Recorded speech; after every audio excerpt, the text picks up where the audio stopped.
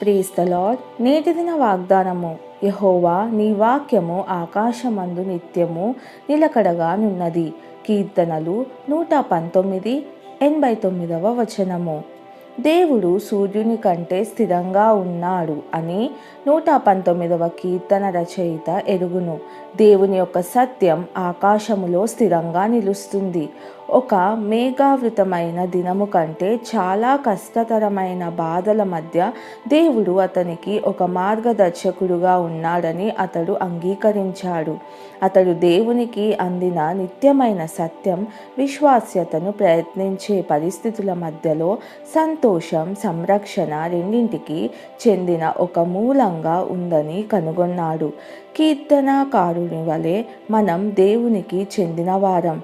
మన పోరాటాలతో ఆయన వద్దకు పరిగెత్తగలం.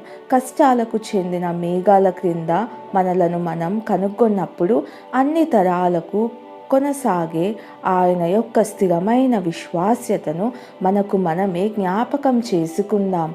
ఆయన ప్రేమకు చెందిన వెచ్చని వెలుగును అనుభవించడానికి ఆయన వద్దకు వద్దాం. ప్రార్థన.